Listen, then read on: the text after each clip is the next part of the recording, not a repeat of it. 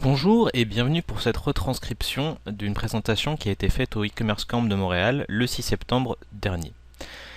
Je suis Bruno Hugues, je gère la société BHSO et référencement et aujourd'hui on va parler des descriptifs produits et plus précisément pourquoi rédiger vos descriptifs produits vous donne un meilleur positionnement et plus de ventes.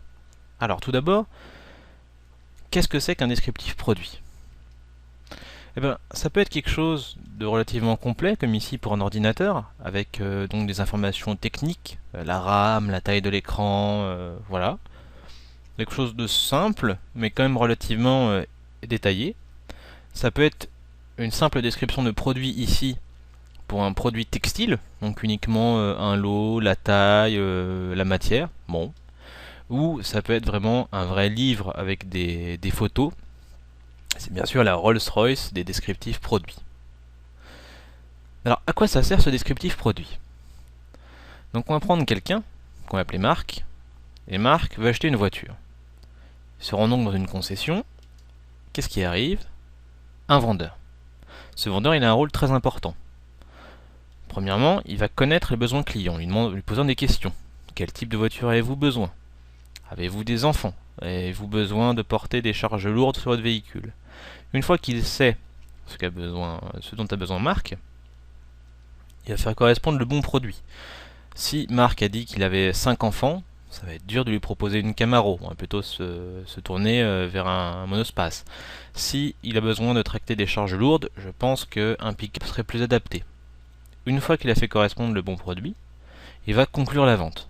Il va dire bah voilà, c'est un très bon produit, on n'a pas beaucoup de retours, voilà des éléments pour pousser peut-être une réduction supplémentaire. Si vous achetez aujourd'hui ou avant un mois, je vous fais 20% sur les accessoires par exemple, les options. Bon, c'est une possibilité.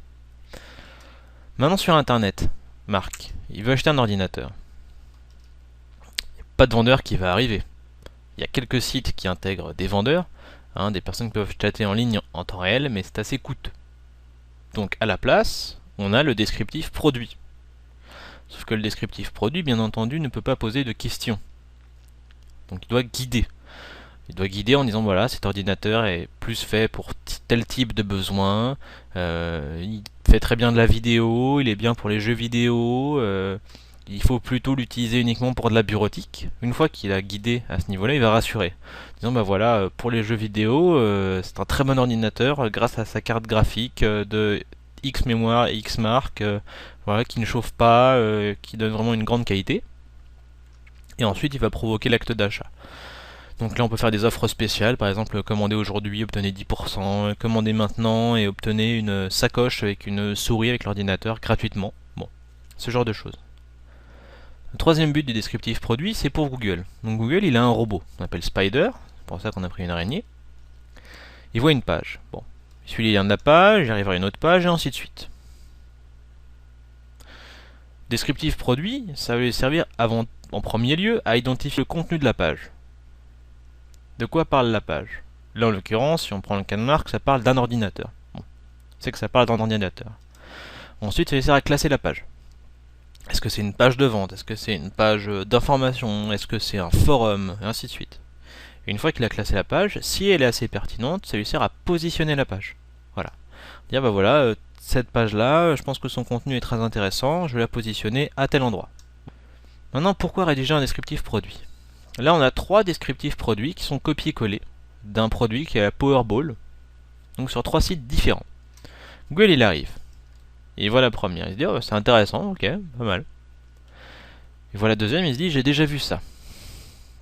Il voit la troisième, il fait définitivement ça se ressemble beaucoup. Là, Google, quelle page il va choisir ? Il ne peut pas choisir juste sur les descriptifs produits, vu que c'est les mêmes.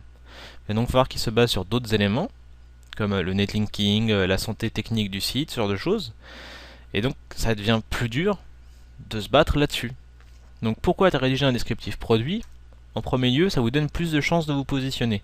Si tous vos concurrents vendent un produit avec le même descriptif et que vous êtes le seul à avoir un descriptif unique, ça vous donne plus de chances de vous positionner.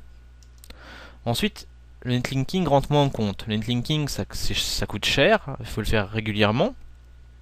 Et surtout, ça présente des risques, de plus en plus avec les modifications de Google.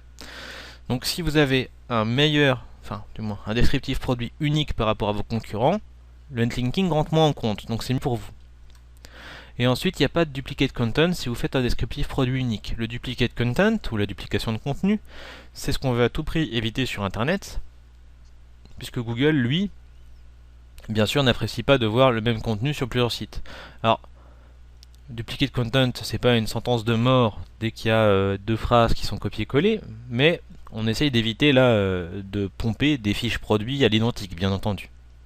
Le deuxième but descriptif produit, si on reprend Marc, c'est tout simplement pour le client, pour le guider. Parce qu'il veut acheter son Powerball. Bon, trouve une première page. Je dis ok.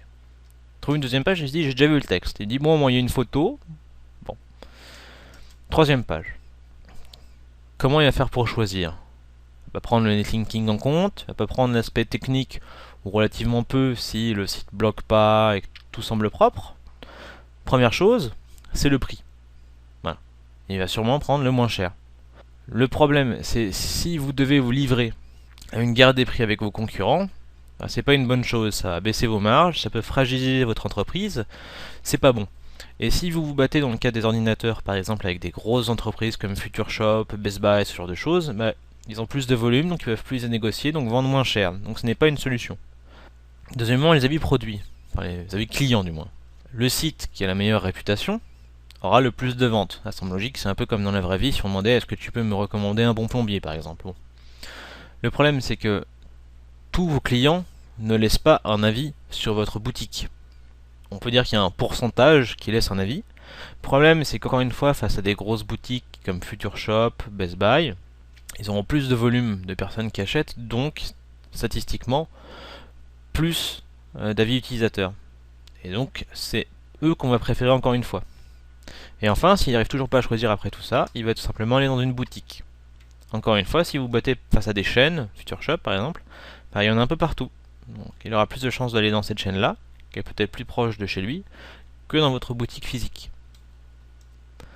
Donc, rédiger un descriptif produit, ça vous donne déjà un plus fort taux de conversion. On comprend par là que quand vous rédigez votre descriptif produit, vous connaissez votre produit. Hein, c'est vous qui le vendez, donc vous pouvez donner des arguments plus forts pour que les personnes, tout simplement, achètent.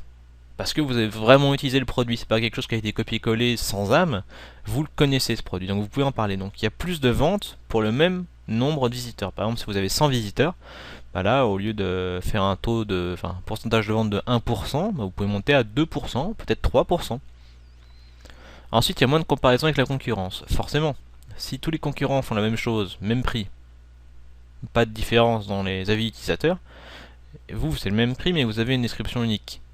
Forcément, si vous avez bien fait votre description, on voit que vous connaissez votre produit, donc on a plus envie d'acheter chez vous, puisque vous êtes la personne qui montrait le plus de confiance, on va dire, au niveau de l'achat. Et ensuite, vous rentabilisez plus votre trafic. Bien entendu, si vous faites un plus fort taux de conversion, vous vendez plus, donc il y a une meilleure rentabilisation du trafic. On peut le voir d'une autre façon, ça diminue votre coût d'acquisition du trafic. Par exemple, si vous faites du lien sponsorisé, admettons que avant votre client, pour le faire venir, ça vous coûtait... enfin, chaque acheteur, on va dire, avait un coût d'acquisition client de 6$. Là, vous pouvez peut-être descendre à 5$ ou 4,50$. Ce qui, sur le nombre de visiteurs, est très intéressant. Pour vous montrer une expérience réelle, j'ai pris le produit, donc la fameuse Powerball qu'on a vu juste avant, produit que je ne connaissais pas avant. J'ai regardé l'ensemble du site et j'ai rédigé une fiche produit. Puisque comme vous pouvez le voir, la fiche produit qui est proposée par défaut est assez chiche, on va dire, en information. Il y a tout juste les aspects sociaux en bas avec 87 personnes qui ont aimé, bon, des images, mais sinon niveau texte, descriptif produit, puisque c'est ce qui nous intéresse, pas beaucoup d'informations. J'ai également rédigé la fiche produit en moins de 15 minutes, parce que je comprends bien que si vous avez des milliers de produits sur lesquels écrire, et ben, tout simplement vous ne pouvez pas passer 1 heure sur chaque produit. Alors ce que j'ai recommandé lors du salon, et ce que je vous recommande de faire, c'est d'utiliser la loi de Pareto. La loi de Pareto, c'est la loi du 80-20, c'est-à-dire que 80% de vos revenus en tant que site proviennent de 20% de vos produits. Donc ce sont les produits à cibler en premier, bien entendu. Si après il vous reste du temps, par exemple parce que vous écrivez vite, ou que vous avez une grosse équipe, vous pouvez passer aux autres produits. Mais il ne faut pas commencer bien entendu par le produit que vous vendez que 2 fois par mois. Il faut commander vraiment par vos têtes de gondole. Alors, la Powerball 250 Hz. Donc besoin d'entraînement. La Powerball 250 Hz est un très bon moyen de faire travailler vos muscles du poignet et du bras simplement et rapidement partout. Donc là on décrit le produit rapidement pour informer le lecteur. Ensuite on va poser les questions justement pour guider. Donc musicien, vous améliorerez votre vitesse à la guitare, la basse ou la batterie grâce au Powerball. Sportif, que vous fassiez du tennis, du vélo ou du golf, la Powerball va vous permettre d'améliorer votre endurance et vos résultats. Douleur au canal carpien, le Powerball vous permet une rééducation en douceur, comme recommandé par les médecins. Là, on fait rentrer ce que j'appelle un élément de confiance, une caution. Les médecins vous disent que c'est bon pour vous. Donc, ça joue plus que si c'était votre boucher qui vous disait que c'était bon pour votre douleur au canal carpien. Ce produit recommandé par les chiropracteurs du Québec ne coûte que 24 $. Alors là, il y a deux choses. Premièrement, chiropracteurs du Québec. Avant, on avait parlé des médecins. Maintenant, on parle des chiropracteurs du Québec. C'est-à-dire que c'est pas un médecin qui est en Asie ou en Afrique qui vous le dit, c'est quelqu'un qui habite où vous vous trouvez, quelqu'un donc qui vous connaît, qui partage un peu votre vie. Donc c'est une plus grande valeur de caution. Et ensuite, on diminue le prix. Il ne coûte que 24 $, soit 2 $ par mois. Qui vous dirait qu'il n'a pas 2 $ par mois pour supprimer ses douleurs au canal carpien? Personne. Là, on tente un premier call to action, donc une incitation à acheter.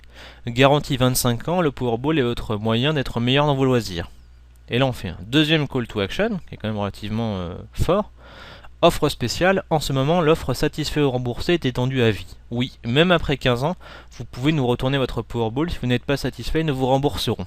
Commencez votre nouvel entraînement, achetez le Powerball. Donc je précise que tout ce que j'ai mis sur la page, c'est des informations qui se trouvent sur le site. C'est pas moi qui ai inventé l'offre étendue à vie, c'est vraiment ce qui se passe en ce moment.